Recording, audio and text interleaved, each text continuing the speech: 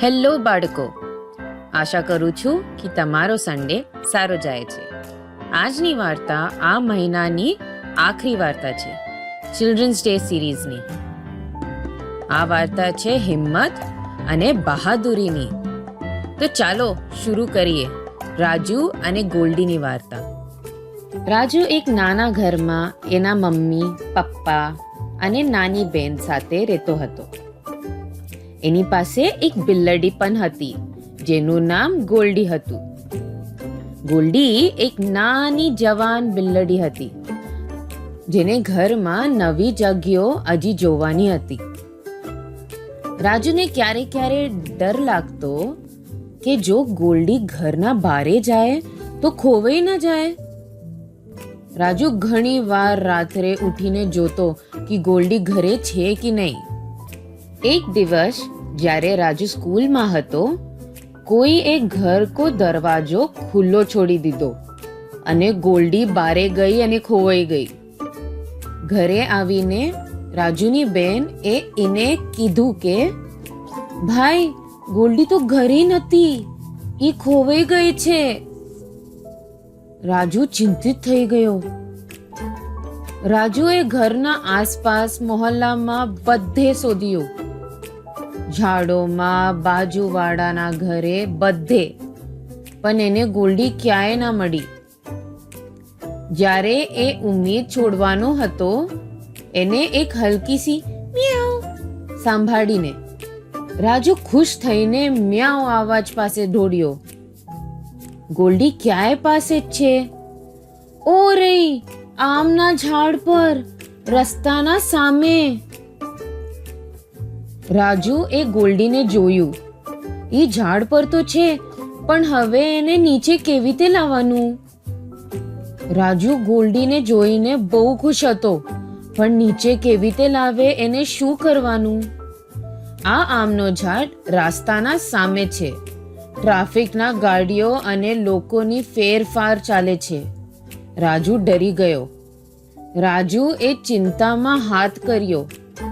ગોલ્ડીને એને આશ્વાસન આપવા કે હું અહીંયા જ છું અને હું તને બચાવી લઈશ, પરંતુ કેવી રીતે?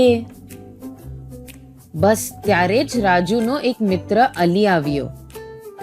અલી એ જોયું કે રાજુ ચિંતામાં છે. અલી બોલ્યો, હાય રાજુ, શું થયું? તું શા માટે ચિંતિત લાગે છે? રાજુ એ અલીને દેખાડ્યું, ગોલ્ડી તો રસ્તાના સામે ઝાડ પર છે, તો ગોલ્ડીને ઘરે પાછું કેવી રીતે લાવવાનું? કારણ રસ્તાના સામે જવા રાજુને તો ડર લાગે છે. ચિંતા ના કર રાજુ, હું તારી મદદ કરું. આપણે રસ્તાના સામે સાથે જશું. જામની બાજુ જોવાનું કે કોઈ વાહન પાસે ના આવતું હોય. પછી ડાબી બાજુ જોવાનું. હાથ થોડું આગળ કરીને રૂકો પણ કહેવાય તો વાહન આવતી હોય. અને પછી અલી એ રાજુનો હાથ પકડ્યો અને રસ્તાના સામે ગોલ્ડી પાસે ગયા.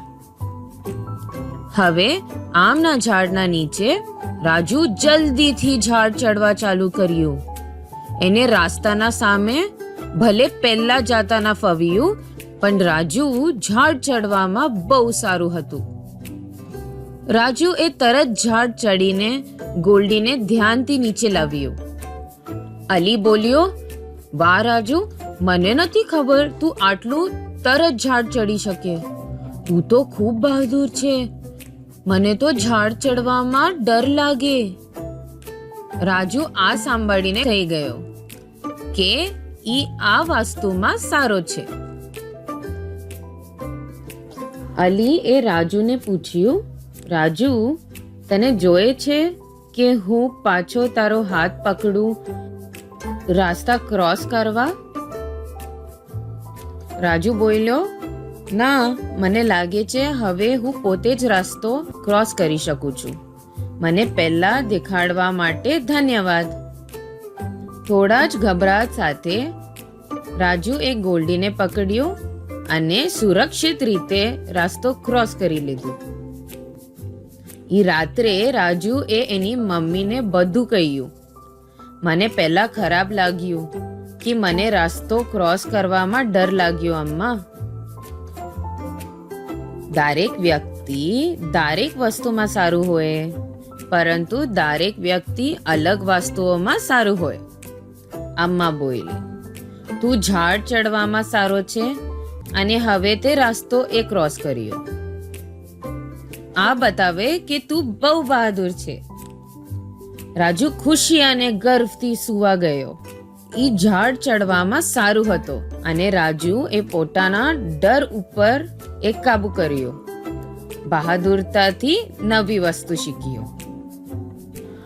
તો આ હતી વાર્તા જ્યાં રાજુ એના પાલતુ ગોલ્ડીને બચાવ્યું. આશા કરું છું કે તમને આ સિરીઝની આખરી વાર્તા ગમી. હંમેશાની જેમ ચલો આના પર થોડી વાત કરીએ.